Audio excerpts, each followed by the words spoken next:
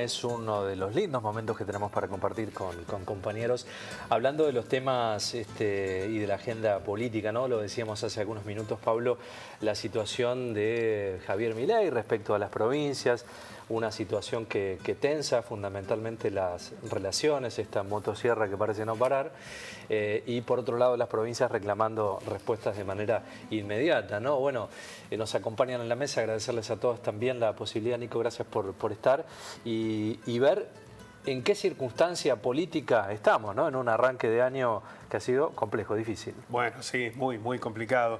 El saludo para todos. Nicolás, hay una situación en la que la tensión política se suma a la tensión económica y no sabemos cómo va a terminar, ¿no? Sí, por sobre todo la cuestión social, ¿no? Yo recién escuchaba muy atentamente la intervención, la entrevista a la representante de los trabajadores, en este caso del gremio docente, y palabras más, palabras menos, es el salario no alcanza. Los últimos 2 meses la pérdida de la capacidad adquisitiva del salario de nuestros ingresos ha mermado significativamente, ni que hablar de aquellos que están cobrando, por ejemplo, la mínima en jubilados, claro, ¿no? Y eso es una situación realmente muy compleja. El día de ayer, mira, justo estaba con compañeras que están organizadas en el marco del Potenciar Trabajo, una cooperativa de trabajo de producción agroecológica, y nos decían, che, con el Potenciar Trabajo congelado no hay forma que nosotros podamos resolver nuestra canasta básica, no a los 30 días, los primeros 15 días del mes, ¿no? Digo, me parece que esa situación social hay que atenderla, es urgente, y eso, por supuesto, tiene que ver con un proyecto político-económico de transferencia de ingresos de los sectores populares y medios a las grandes corporaciones. ¿No? La verdad que, bueno, lo escuchábamos a Milei, ¿no? La entrevista de anoche, una entrevista extensa, y es una política el ajuste, la licuación del sueldo, lo dan por hecho, se siguen asentando en que hay un 56% de que apoya estas medidas, y eso es bastante peligroso, ¿no? Porque justifica esto que dice Nicolás, que es el tema de decir, bueno, apoyamos a las grandes corporaciones sin pedirles nada a cambio, básicamente, porque estamos viendo que no hay una retroalimentación de qué va a suceder con esos ingresos que se están desviando, no es que no están. Se están acumulando reservas justamente para levantar el cepo y en un momento dolarizar, lo que sería para la economía local, para las economías informales, un golpe durísimo, porque realmente no se están garantizando las necesidades básicas de ningún sector, medio, bajo, y tampoco se está dando una respuesta sobre qué va a pasar, porque le preguntan directamente, bueno, hay que esperar, hay que sufrir. Uno de los últimos informes que publicaron era que la economía iba a ser una B y que iba a estar repuntando en el último trimestre. ¿Vos te imaginás qué va a pasar de acá a septiembre o a octubre con un salario que hoy ya no cubre la canasta básica? Ni hablar si no llegamos a cubrir la canasta básica alimentaria, en sueldos, en más del 80% que tiene un sueldo promedio de 300.000 pesos. La verdad que es una situación muy crítica, muy alarmante. Yo no sé si realmente este discurso también de decir todo lo que es colectivo es todo lo que va a trabar lo que nosotros queremos hacer eficiente de manera pragmática. Eso también es peligroso, ¿no? Porque es ir por todo a base de una cuestión, de una cuenta que se hace en un Excel quizás, pero que no está contemplando el costo social que va a tener, costo real social, y una brecha que se agranda, que es la brecha, ¿no?, del que más tiene y el que menos tiene, que es muy difícil volver para atrás. Mariano, ¿es cierto que llegamos a una situación de varios años en la Argentina con asfixia y por ahí se esperaban soluciones más dinámicas, más rápidas respecto a la grave situación que vive la Argentina en los últimos años? ¿Cuál es tu mirada respecto a esta situación y lo que ha planteado el presidente? No, yo veo que los pilares que son la educación y la salud, ningún presidente le dio pelota, ninguno, si no estaríamos mejor en esos dos puntos, que son básicos para la manera que tenemos los argentinos de vivir. Ninguno le dio bola. Digo, es una discusión que la hacemos todos los años, esté quien esté, plantee lo que plantee, siempre hacemos la misma discusión. Seguramente que depende de quién gobierne, la prensa le va a dar mayor o menor intensidad a esa discusión, según los intereses de cada uno. Pero ninguno le dio bolilla al tema educación, al tema jubilado.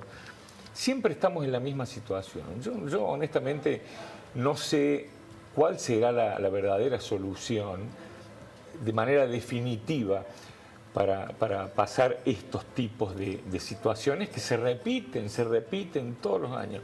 Esperemos que alguna vez alguien le encuentre la vuelta a esto y diga, che, bueno, la solución en educación, en salud y con los jubilados es esta, y que todos los gobiernos, independientemente de quién venga, respeten eso en favor de los jubilados, de la salud y de la educación. Políticas a largo plazo, ¿no? Que trasciendan no gestiones. estamos acostumbrados a hacer políticas. Todos queremos solución en 6 meses, es imposible. Ahora hablábamos, Pablo, respecto al tema del gran común acuerdo social que uno imaginaba con respecto a las provincias, ¿no? ¿Por qué una situación tan tensa y por qué no un consenso social?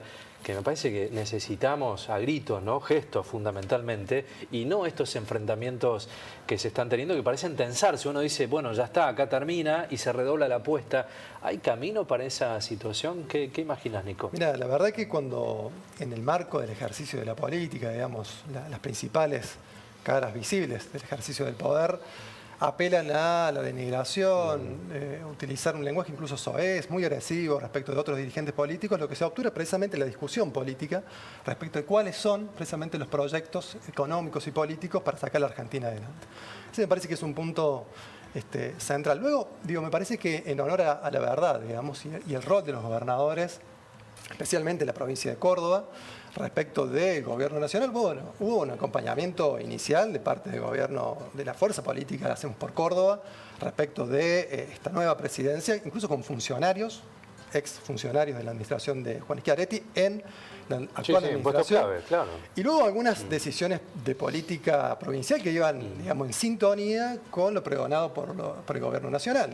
Primero un ajuste sobre los trabajadores estatales, nivel de los aportes jubilatorios y la caja de la PROS, despidos en el Estado, no renovación de contratos, una primera reacción realmente fuerte en términos de represión social, cuando fueron una de las primeras manifestaciones de los cacerolazos, y luego aparecen estas tensiones. Me parece que en el cálculo del gobierno provincial, en este caso de Martín Ayora, bueno, no se preveía que esa motosierra con la que venía Milei también iba a afectar fuertemente a las administraciones provinciales. El tema del subsidio de transporte es uno. Sin subsidio de transporte no funciona el sistema de transporte en el interior del país. Y bueno, lo que estamos discutiendo precisamente ahora, que tiene que ver con las clases, ¿no? El incentivo. A mí me parece que es interesante recuperar dos aspectos que señalaba recién Noé, porque tienen que ver con la discusión real de la vida de la gente, ¿no? De lo que sucede en la Argentina. Por un lado, esta cuestión de imaginar la economía solo de una tabla de Excel. Esta idea de que si los números me dan desde el ajuste, con eso ya está. Entendiendo de que nunca hubo un ajuste que resultó suficiente si no te mejora la economía, si no mejora la producción, si no mejoras los ingresos, si no mejoras las condiciones que tienen que ver con esa realidad de la gente. Y después el hecho de sostener determinados privilegios para sectores concentrados de la economía en desmedro de una mayoría a la que le están licuando los salarios, ¿no? Esta crisis, por más que le busquemos la vuelta que le busquemos, la están pagando los jubilados y los trabajadores. La están pagando desde hace un largo tiempo, incluso antes que Milei, ¿no? Lo que ha hecho Milei es profundizar estas condiciones y liberarle, cobren lo que quieran, hagan lo que quieran con la economía. Si estos dos dilemas no se ponen en discusión, si no se pone, además del ajuste fiscal, la cuestión productiva, y si no se vuelve a rediscutir cómo redistribuimos los ingresos en la Argentina, es muy difícil, ¿no? Pensar en el éxito de un proceso, porque a lo mejor la inflación baja, no sé, a lo mejor logran el equilibrio fiscal, pero ¿cuántos van a quedar afuera? ¿A costa de qué? ¿A qué costo? Sí. ¿A qué costo? Sí, es tal cual. Se ha como homogenizado, bueno, lo que decía Nico, ¿no? Una tendencia en que los municipios, muchos gobiernos apoyaban, implícita o explícitamente, de acompañar con estas medidas de ajuste, decir, bueno, nosotros también vamos a ajustar porque es necesario, hay que hacer un cambio. Hay una cosa que no hay que descartar, que sí está bien el debate. Ahora, tiene que ser un debate planificado, que tenga un plan estratégico, no recortar por recortar. Hay muchísimos empleados de la salud que han quedado sin trabajo. Hoy también están en vilo los sueldos o salarios de los científicos, de los docentes. Digamos, estamos entrando en una situación totalmente de crisis social por un discurso que realmente no tiene un plan estratégico para salvaguardar lo que puede pasar a costo humano, a costo social. Y eso es realmente preocupante, que no estemos viendo las verdaderas consecuencias, ¿no? Como nosotros lo vemos en el día a día. Realmente ir ir al supermercado se hace muy cuesta arriba. Lo que decía Mariano, el tema de la salud y la educación, por supuesto que es un debate que hay que darlo y que mejorarlo, y que Milei se lo está dejando arriba a las provincias sin darles un solo peso. Entonces es casi planificar un fracaso, porque obviamente es muy difícil poder reorganizar toda una estructura sin tener realmente una visión de acompañamiento a nivel nacional, porque en detrimento del Estado claramente te dejan solo, te dejan aislado. ¿Y eso en qué va a caer? ¿En qué va a repercutir? Ahora, ¿cuánto hay de sostenimiento de lo social? De decir, ¿cuánto tiempo va a aguantar la gente esto? Algunos medios decían que bueno, lo de Cristina fue como, bueno, acá se terminó la luna de miel. Sí. Para mí eso que vos planteás es clave, ¿no? ¿Cuál es el tiempo para poder soportar la crisis del de a pie? Fundamentalmente, ayer lo decíamos, sigue habiendo mucha esperanza en la calle, ¿no? Según La los gente tiene mensajes mucha esperanza. y lo que dice la gente es que, a ver, yo creo que yo siempre comparo los gobiernos todos, ¿no? con una familia.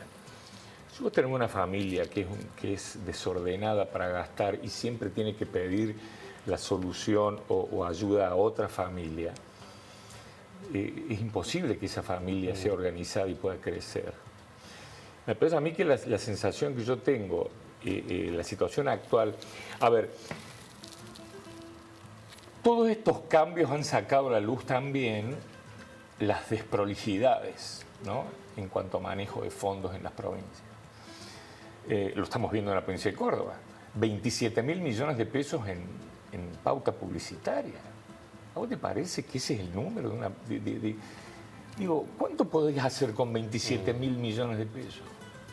Digo, se quejaba de 20.000 millones que le sacaba el subsidio al transporte y gasta 27.000 en publicidad. Entonces digo, a mí me parece que habría que ordenar el manejo provincial. Los fondos fiduciarios también es otro ejemplo de las cajas negras que tiene la política, en donde se usa no para lo que se tiene que usar, sino para hacer política, para la rosca. ¿Qué sé yo? Me parece que deberíamos blanquear situaciones y decir, bueno, es lo que decíamos ayer, no hay provincias que no son productivas, son provincias que están mal manejadas. Bueno, a mí que también debería haber, decir, bueno, nosotros como ciudadanos exigirles a los gobernadores. Sí, a ver, mostrame los números. Está descartado que la transparencia debiera ser un eje fundamental de todos los gobiernos, ¿no? En todo el país. Por ahí uno lo que le critica es el método. Sería interesante trabajar junto con los gobernadores exponiendo esta situación. Nico, me quedaba pensando en esta cuestión, y es cierto esto de las alianzas, de que por ahí las provincias de Córdoba, Santa Fe y algunas otras que fueron al sur del país también, que fueron ajustando y iban en línea a lo de Milei. ¿Qué lectura política falló ahí? ¿De quién, no? ¿De los gobernadores, del presidente? Para este cambio tan radical de postura por parte del gobierno y por parte de las provincias. Mira, está claro que muy probablemente algunos de los gobernadores han decidido acompañar la gestión nacional por una inscripción ideológica, pero por compartir que el rumbo de la salida de la crisis económica tenía que ver con más ajuste sobre la clase trabajadora. Digo, puede ser un argumento válido y me parece que hay que ponerlo sobre la discusión política. Ahora, me parece que en el corto plazo ya se está viendo que profundizar las medidas de ajuste sobre los sectores del trabajo, sobre los sectores de la producción también, no es la salida respecto de la Argentina que necesitamos. Yo una pequeña siempre digresión, que no es teórica, sino que es de naturaleza política práctica. Digo, es muy didáctico comparar el funcionamiento de un Estado con el rol de la familia, con el funcionamiento de la familia. Pero hay diferencias significativas. Por ejemplo, una familia no tiene capacidad ni de emitir moneda, ni de endeudarse en los marcos que pueda hacer un Estado, ni la capacidad de cobrar nuevos impuestos o subir impuestos a los sectores productivos de mayores rentabilidad. Lo podés poner. Sí, pero me parece que más allá del juego didáctico, la diferencia cualitativa con la capacidad que tiene un Estado es absolutamente distinta. Y lo que quiero decir es que no había necesidad de parte de la nueva administración, que asumió en diciembre del año pasado, de liberar los precios, de hacer una mega devaluación del 120%. No había una necesidad para proceder de esa manera. Lo que necesitaba la Argentina era un shock redistributivo que mejore el ingreso de los trabajadores y a partir de ahí proyectar una economía de crecimiento con inclusión social. La experiencia concreta de la historia argentina reciente nos marca que el ciclo más virtuoso, incluso en términos de reducir el déficit fiscal, de tener equilibrio entre superávit fiscal, la balanza comercial, con crecimiento e inclusión social, ha sido en el periodo 2003-2008, con fuerza, digo más allá de los nombres, porque muchas veces la famosa grieta no nos permite discutir de política y nos quedamos discutiendo, bueno, che, si me gusta más Cristina, si se peina Cristina bien o si Milei se cortó el pelo. Digo, me parece que acá lo que tenemos que discutir son los proyectos políticos y económicos. Y la realidad bien concreta, es que en la historia argentina, cada vez que transitamos por periodos de endeudamiento forzosos muy grandes, dictadura militar, década de los 90, gestión de Mauricio Macri, luego se paga muy caro. Ahora, bueno, ahí estamos pagando carísimo lo que se hizo en el gobierno carísimo, anterior claro, también. carísimo. Claro, exacto, sí. Lectura en clave política, ¿cómo quedan los gobernadores parados? Porque si vos haces el apoyo en la primera etapa de gobierno a las medidas de Milei, hoy, ¿quién paga las consecuencias de este ajuste de las provincias? ¿Qué hacen los gobernadores en su rol político? ¿Y a quién le va a pasar factura a la gente? ¿A su gobernador? ¿Al presidente? El ajuste lo paga primero la gente. Lo paga la gente. Digamos, si no te quedas sin transporte, si no te atienden, si te quedas sin medicamento, lo paga la ¿Y el gente. costo político? Bueno, lo habíamos señalado que en un momento es una escala. Vos la primera puerta que golpeás es la de la municipalidad. Efectivamente. Después te vas, eso cuando se incendian los municipios, te impactan las provincias. Y finalmente eso llega a la nación. No siempre se da en los mismos términos, porque naturalmente hay características regionales y territoriales que hacen que vos, un conflicto en el conurbano te impacte más que sí, una por volumen, situación claro. que se dé en otra realidad. Es muy difícil medir hasta dónde llega la tolerancia de la gente o cuándo la gente va a reaccionar, de qué modo o si va a querer seguir bancando esta situación.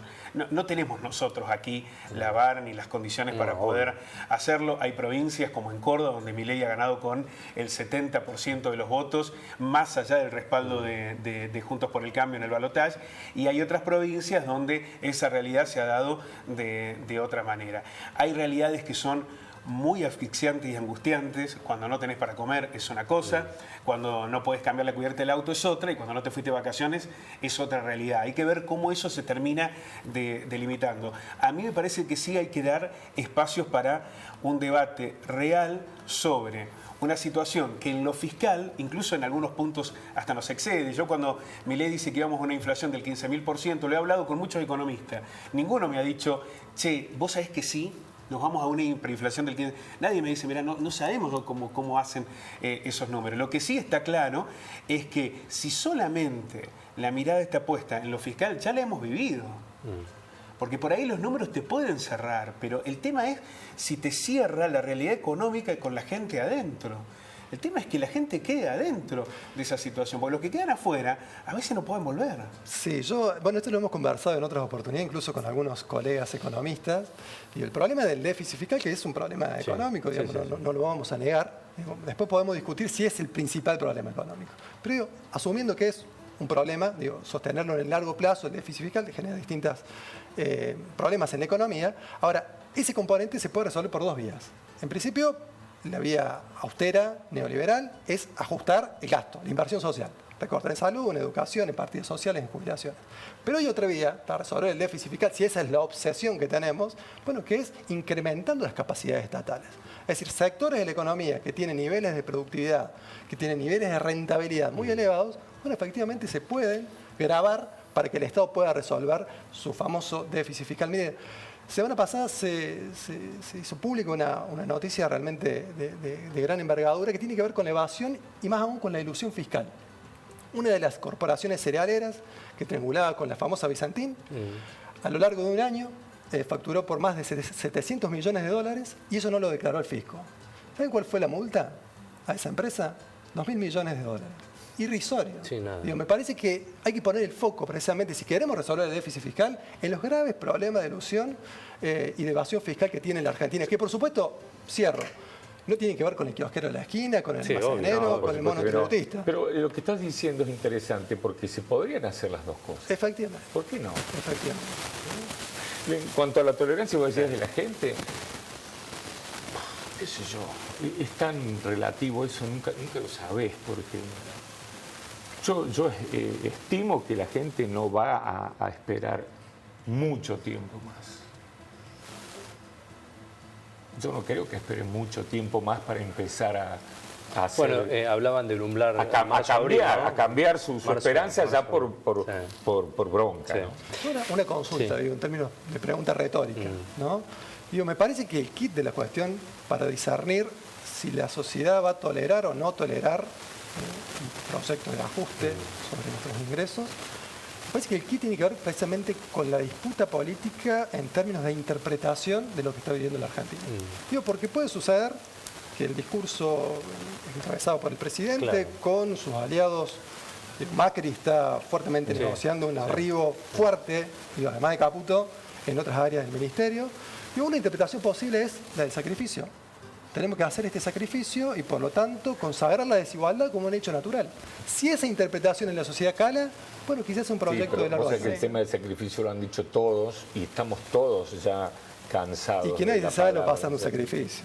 Nadie se sabe lo pasando un sacrificio. Con Macri era, bueno, nos hicieron creer que podíamos acceder a una vacación, a un televisor nuevo, y todo eso como entretenimiento, ¿no? De poder tener como trabajador un acceso. Bueno, pero también parte de lo que decía Nicolás sobre el tema discursivo, ¿no? Y creo que Milei se lo está dando a los gobernadores.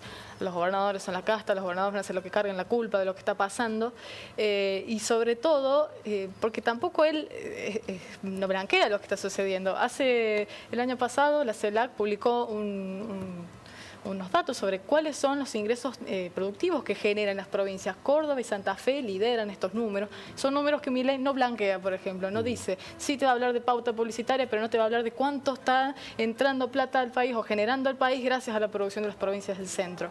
Entonces, eso también es ver, bueno, dónde se está poniendo el foco en el discurso. Si Milei va a cooptar el tema de que son los políticos los únicos que roban, los delincuentes, cuando los gobernadores se están cansando de decir no solo Yarlora, lo están haciendo en Santa Fe, lo están haciendo en Mendoza, que realmente lo que ellos producen es lo que está sosteniendo el AMBA, que genera lo mismo que ellos generan en ganancias, genera en pérdida. Y nadie paga el costo político de terminar de sacar los subsidios de esa zona. Entonces, ¿dónde se está poniendo el foco? Y bueno, ¿de quién es la responsabilidad de poder comunicar realmente quién se está haciendo responsable de lo que está pasando? Porque él toma las decisiones, pero la culpa las tiene el resto. Entonces, sí, yo creo que, a ver, hay muchos números que se utilizan a favor y muchos números que se utilizan en contra, ¿no? Nunca vamos a saber nosotros la verdad, ni de los que son positivos ni de los que son negativos. Yo creo que sí hay que hacer es un sinceramiento provincial. Todas las provincias tienen que sincerar sus números. Si no, nunca vas a nunca vas a sacar la cabeza del pozo de una manera honesta. Siempre vas a estar tapando huecos y te va a pasar la vida tapando huecos. Debiera ser una cuestión sine qua non fundamental transparentar los números. Debería ser un tema que ni planteemos, digo, que se haga hasta en una institución chiquita y hasta en un gobierno provincial y nacional. Lo que yo sí creo es que plantear el eje de discusión, recital sí, recital no te va a cambiar la matriz económica. Sí, te puede dar una mano, pero yo creo que el problema mucho más grave. Recital sí, recital no tenía que ver con un simbolismo de decir, bueno, porque convengamos que los recitales privados está fantástico. Obvio. Sí, total, ¿no? Total. Sí. Ahora, los recitales en donde tiene que hacer el aporte el Estado y no poner ese aporte en calidad social, bueno, a mí me parece que no. Y ahí mostrame los números, blanqueámelo. Me parece que lo que nos están invitando por ahí, los discursos neoliberales, a que los sectores medios, sectores populares, problematicemos es si hay derechos de primera y derechos de segunda. Digo, me parece que hay una obligación, una responsabilidad indelegable del Estado de garantizar derechos. ¿Sí? Digo, el derecho a la alimentación, el derecho a la vivienda, están consagrados constitucionalmente. Sí. El derecho a la vida cultural. Y a la educación también. El derecho a la vida cultural, el derecho a participar del arte, de gozar de las actividades artísticas, de los trabajadores de la cultura. Digo, somos una comunidad porque hay arte, porque hay expresiones artísticas, si no, no seríamos una comunidad. Todo es una que hablando de educación, porque no nos queda mucho más tiempo, hay otro de los temas que se habían planteado que tiene que ver con lo que ha manifestado Frigerio, ¿no? Que llama a los vecinos a arreglar escuelas. Lo que nos preguntamos esto es, ¿no? Si es gesto o comulgación de ajuste, ¿no? ¿Qué te parece esta medida? Me gustaría, si puede ser, si podemos ver el spot donde Frigerio llama a los vecinos para ver si podemos a contextualizarlo un poco. Vergüenza pedir ayuda, y menos con algo tan importante como la educación. Es responsabilidad del gobierno provincial. Pero yo siempre les hablé con la verdad, y en 60 días es imposible revertir la situación que encontramos. Con todo mi equipo de gobierno estamos trabajando en las escuelas para que este 26 de febrero podamos recibir a todos los alumnos de la provincia en las mejores condiciones posibles. Te invito también a que vos te sumes a esta cruzada por una mejor educación. Demos el presente en las escuelas. Si querés colaborar en la escuela de tu localidad, anótate en la web de mi perfil. Vamos a estar los próximos 2 fines de semana colaborando en todas las escuelas de Entre Ríos para dejarlas en condiciones. 1.000.000 de gracias. Bueno, Frigerio ha sido, el gobernador de Entre Ríos ha sido a lo largo de su campaña apoyado, ¿no?, lo que es las medidas de Milei y demás. Quizás no lo ha hecho tan explícitamente, pero se nota, ¿no?, esto de ir al ajuste, ir a ser responsable ciudadano de lo que está sucediendo con sus lugares. Queremos mejorar las escuelas, tenemos que nosotros poner de nosotros para poder mejorar las escuelas. No es el único. Quintela, que si bien él se había manifestado en contra, hoy no puede pagar los salarios públicos, entonces está creando una cuasimoneda. Entonces, es una línea entre estamos haciendo lo que podemos para poder rescatar lo básico, las necesidades básicas, o realmente seguimos comulgando este ajuste y sí, nos tenemos que hacer cargo nosotros y seguir apoyando al gobierno con el fin de, no sé, si realmente va a haber una salida, un diálogo con el presidente. Sí, yo les agradezco enormemente, arreglarme la escuela, está bárbaro, me parece un acto, que no hay que, entiendo el mensaje, publicitarlo, me parece una cuestión, son servidores del pueblo, fundamentalmente deben hacerlo también. Pero nuevamente, no es el foco de discusión, mejorame los salarios a los docentes, pintame la escuela, obvio, sí. ¿No? Leía que Frigerio tiene que endeudarse en 30.000 millones para poder pagar los sueldos del mes de enero. Y tenés una escuela en donde, que no debe ser la única, por supuesto, ¿no?, que tenés que arreglar. A mí me parece lamentable, ¿qué querés que te diga? Lamentable del que se fue, de Bordet. Claro. ¿No? Porque vos no te podés ir a tu casa y decir, hice un gobierno fantástico y después te encontrás con todas estas cosas. Nico. Mira, yo creo que es muy importante que la ciudadanía, en este caso que nos está mirando, puedan divisar cuáles son los factores, insisto, nodales para pensar o para poder contemplar por qué el Estado no tiene los recursos suficientes para esto, para garantizar ni más ni menos que la escuela, que los pibes puedan ir a la escuela. Y acá el problema estructural es que gran parte del presupuesto nacional se va destinando sistemáticamente y de manera creciente al pago de la deuda externa.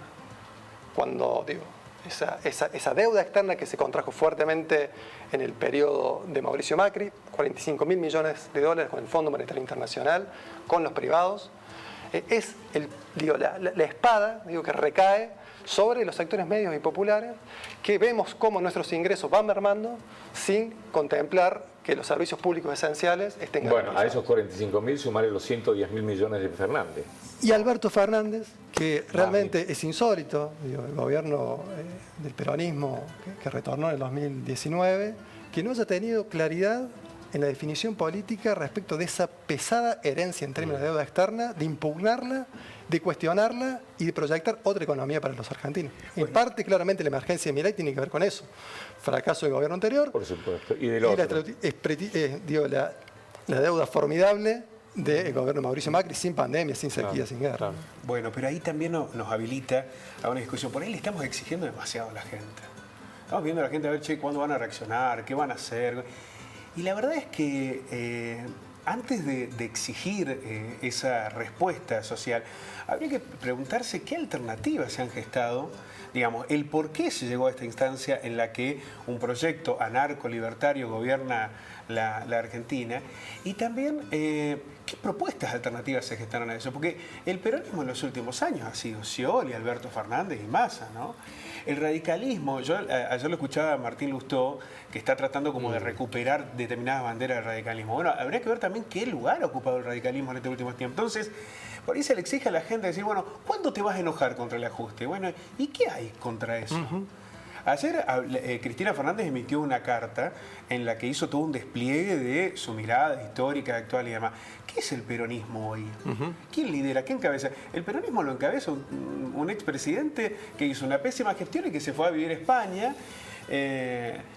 ¿Cómo se coordina las alternativas a este gobierno de Milei? ¿Quién representa hoy el liderazgo del radicalismo? También hay que ver, porque en algún momento cuando no podés elegir, tenés que optar.